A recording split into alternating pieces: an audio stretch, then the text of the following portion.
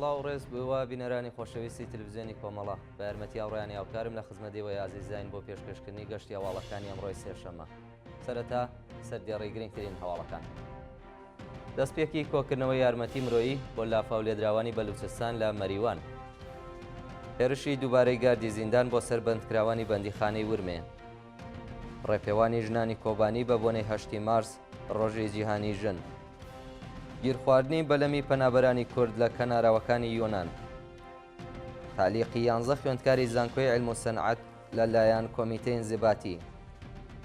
و هەڵکشانی نرخی تەوەڕۆم و دابەزینی بەهای لیر لە تورکیا.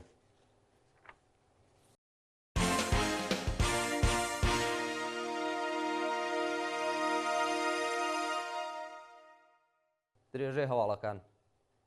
دەستپێکی کۆکردنەوەی یارمەتی مرۆیی بۆ لافاو لێدراوانی بەلوچستان لە مەریوان. لە ڕۆژانی ڕابردوودا کەمپینێک لەژێر ناوی کۆکردنەوەی یارمەتی بۆ لافاو لێدراوانی بەلوچستان لە شاری مەریوان دەستی پێکردووە و بەڕێوەبەرانی و چالاکیە داوا لە هەموو کوردستانیان و ئێرانیانی دەرەوەی وڵات دەکەن لەو هەڵمەتەدا بەشدار بن و یارمەتیان بدەن. بە پێی زانیاریەکان بەهۆی ئەو شەپۆلە بارانبارینەی کە لە ڕۆژانی ڕابردوودا باشووری پارێزگای سیستان و بەلوچستانی گرتبوو بە دەیان گونجێر ئاو کەوتون و بە هەزاران کەس ئاوارە و بێلا نەبوون. بەراوردەکان باز لە زیانی 2000 ملیارد تمەنی دەکەن و نزیکەی 400,000 کەس پێویستیان بە یارمەتی خێرا هەیە. هەر بەو بۆنەوە هەڵمەتێکی کۆکردنەوەی یارمەتی لە شارستانی مەریوان دەستی پێکردووە و بڕیارە کاروانی یارمەتیەکان ڕۆژی پێنجشەممە بەرەو بەلوچستان بەڕێبکەوێت.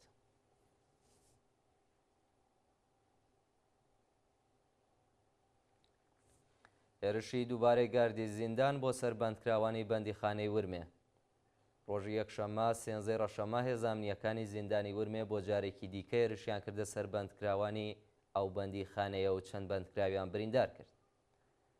لە چەند ڕۆژی ڕابردوودا دوا بە دوای بڵاوبوونەوەی نامەی سەراوەڵای زیاتر لە 800 بەندکراوی زیندانی ناوەندی ورمێ بۆ دەست لە کارکێشانەوەی پەیمان خانزادی سەرۆکیە و زیندانە وشار و شکنجەی سەرزیندانیەکان زیادی کردووە.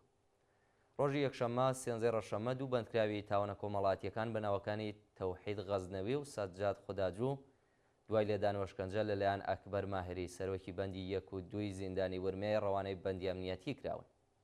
هاوکات دەیان هێزی گاردی زیندان هێرشیان کردوێتە سەر بەندی 1 و 2 و دوای پشکنینی بەندەکە کەلوپەلی زۆربەی بەندکراوانیان لەناو بردووە.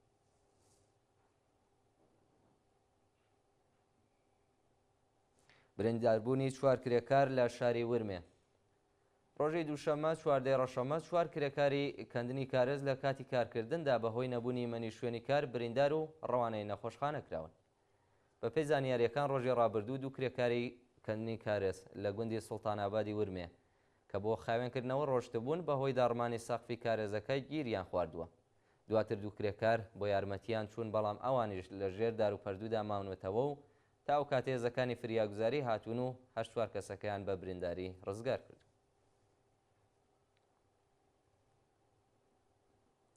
ناڕوونی چارەنووسی هاوڵاتیەکی دەست بەسەرکراو لە مەریوان.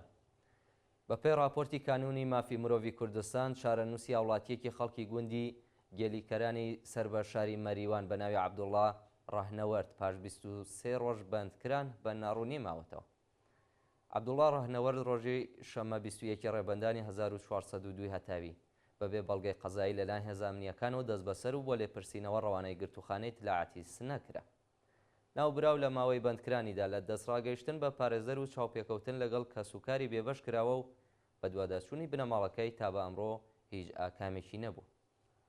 ڕێپێوانی ژنانی کۆبانی بە بۆنەی 8 مارس ڕۆژی جیهانی ژن. ئیتیحادیە ژنانی لاوی کۆبانی ڕۆژی دووشەممە 14 ڕەشەممە بە بۆنەی 8 مارس ڕۆژی جیهانی ژن ڕێپێوانێکیان بەجلی کوردی و بە بەشداری هەزاران کەس لەو شارە بەڕێوە برد.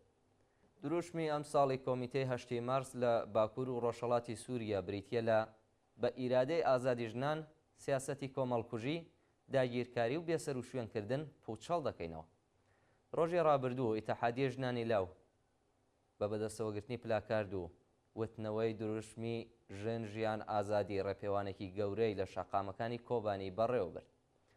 بەڕێوەبەرانی ئەو چالاکیە لە وتارەکانیاندا وێڕای پیرۆزباییکردنی ڕۆژی جیهانی ژن لە هەموو ژنانی کوردستان و جیهان بەڵێنیاندا تا دوا دڵۆپی خوێنیان دژ بە تونند و تیژی دەستدرێژی و سەرکوتی دەسەڵاتە کۆنەپەرستەکان تێکۆشان بکەن. گیرخواردنی بەلەمی پەنابەرانی کورد لە کەناراوەکانی یۆنان. لە ڕۆژانی ڕابردوودا بەلەمی هەڵگری پەنابەرانی سیاسی کورد کە بەنیاز بوون خۆیان بە یەکێتی ئەوروپا بگەێنن لە کەناراوەکانی یۆنان لەلایەن پۆلیسی دەریایە وڵاتەوە دەستی بەسەرداگیرە. بە پێی ویدیوانەی بڵاوکراوەتەوە دەیان پەنابەری کورد کە ژن و منداڵیشیان تێدایە لە نێو ئەو بەلەمەدا دەست بەسەر و گەڕێنراونەتەوە بۆ خاکی یۆنان. پەنابەرانی دەست بەسەرکراو لە گرتە ویدیۆیەکدا داوای یارمەتی لە چالاکانی مەدەنی و ڕێکخراوەکانی مافی مرۆڤ دەکەن کە بچن بەهانایانەوە و ڕێگە لە دیپۆرتکردنەوەیان بۆ ئێران بگرن. شایەنی باسە کە بەشێک لە پەنابەرانی نێو ئەو بەلەمە ئەگەر دیپۆرتی وڵاتی ئێران بکرێنەوە ڕووبەڕۆی سزای قورس دەبنەوە. کۆبوونەوەی کرێکارانی شاغڵ لە پێترۆشیمی دێهدەشت. ڕۆژی دووشەمە 14 ڕەشەمە کرێکارانی شاغڵ لە پێترۆشیمی دێهدەشت لە ناڕەزایەتی بە نەدانی داخوازیەکانیان دەستیان لە کار کێشایەوە و لە بەردەم شیرکەت کۆبوونەوە. بە پێی راپۆرتەکان کرێکارانی پێترۆشیمی دێهدەشت ماوەی چەند ساڵە هیچ حەقدەست و مەزایەکیان وەرنەگرتووە و دەڵێن لە حاڵێکدا لە ساڵی نوێی هەتاوی نزیک دەبنەوە بەهۆی نەدانی حەقدەست تووشی دەیان کێشەی مەعیشەتی بوون. هەروەها بەهۆی پەرداخت نەکردنی حەقی بیمەکانیان بە ڕێکخراوی تامینی اجتماعی خۆیان و بنەماڵەکانیان چیتر ناتوانن سەردانی ناوەندە دەرمانیەکان بکەن.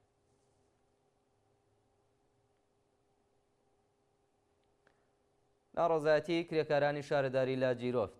ڕۆژی دووشەمە 14 ڕەشەمە کرێکارانی شارەداری جیرۆفت دژ بە داگیرکردنی زەمینەکانیان لەلایەن ئیدارەی ڕێگە و شارسازیەوە لە بەردەم فەرمانداری کۆبوونەوە.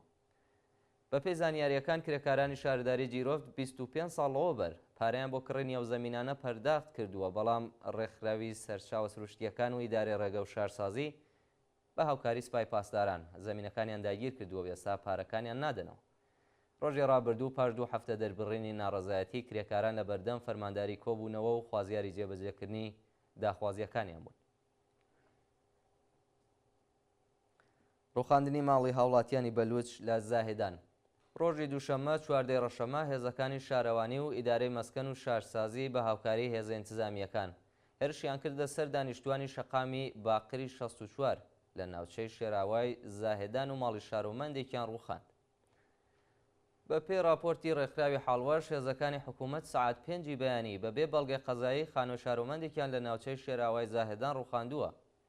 کاتێک دانیشتوانی ئەو شەقامە لە ئاس هەڵسوکەوتی هێزەکانی ڕژیم ناڕەزایەتیان دەربڕیوە، هێزەکانی ڕژیم هێرشیان کردوتە سەر خەڵک و چەند کەس بە گازی فرمێسکرێژ و زەربەی باتۆم بریندار کراون. تالیقی 11 خوێندکاری زانکۆی علم و سەنعەت لەلایەن کۆمیتەی ئینزیباتی. لە ڕۆژانی ڕابردوودا 11 خوێندکاری زانکۆی علم و سەنعەتی تاران بە بیانووی بەشداری لە میوانیەکی تێکەڵ لە کچ و کوڕدا بۆ ماوەی 3 ترم لە خوێندن تعلیق کراون. بە پێی زانیاریەکان بەشێک لە خوێندکاران بۆ پۆلیسی ئەمنیەت بانکێش کراون و بەڵێننامەیان لێوەرگرتوون. بەوتەی خوێندکاران وێنەکانیان کە هیچ کێشەیەکی شەرعی و یاسایی نەبووە پرینت کراوە و گوشاریان بۆ هێناون تاکو ئەو شتەی ئەوانەیانەوێت بینووسن و واژۆی بکەن. ژمارەیەک لە خوێندکارانیش کە لەگەڵ هاوڕەکانیان بۆ کاری توێژینەوەی زانستی سەفەریان کردبوو لەلایەن کۆمیتەی ئینزیباتی و پۆلیسی ئەمنیەتەوە پەروەندە سازیان بۆ کراوە و ئەگەری هەیە ڕوبەڕۆی سزای قورستر ببنەوە. و دوایین هەواڵمان سەبارەتە بە هەڵکشانی نرخی تەوەڕوم و دابەزینی بەهای لیر لە تورکیا. بە پێی راپۆرتی میدیاکانی تورکیا نرخی تەوەڕومی ساڵانی ئەو وڵاتە بۆ نزیک 7% بەرز بۆتەوە و بەهای لیر لە $10 بە ڕژێکی بەرچاو دابەزیوە. بە پێی توێژینەوەکان لە 5 ساڵی ڕابردوودا لیرەی تورکیا 82% بەهای خۆی لە ئاست ئەرزەبیانیەکان لە دەستداوە. نیوەڕۆی دووشەممە 14 ڕەشەمە 1402 هەتاوی هەر دۆلارێکی ئەمریکی بە 32 لیر مامەڵەی پێوەکراوە و ئەو ڕێژە دابەزینەی بەهای لیر بێوێنەیە. هەروەها نرخی تەوەڕومی ساڵانە بۆ 70% بەرز بۆتەوە و زۆرترین هەڵکشانی نرخ لە بەشەکانی خزمەتگوزاری، ڕێستۆرانت و هۆتێلەکان ڕوویداوە. هەروەها نرخی سوتەمەنی و زۆربەی پێداویستیە خۆراکیەکان بە شێوەیەکی مەترسیدار زیادی کردووە و گوشارێکی زۆری مەعیشەتی بۆ چینی هەژار و کرێکاری کۆمەڵگا هاتووە. دەوڵەتی ئەردوغان بۆ کۆنتڕۆڵکردنی نرخی هەڵاوسان تەنیا نرخی بەهرەی بانکی بردوێتە سەرەوە لە حاڵێکدا هیچ کاریگەریەکی نەبوو. بینەرانی خۆشەویست گەشتی هەوڵەکانتان پێشکەشکرا هەر شاد و کامەران.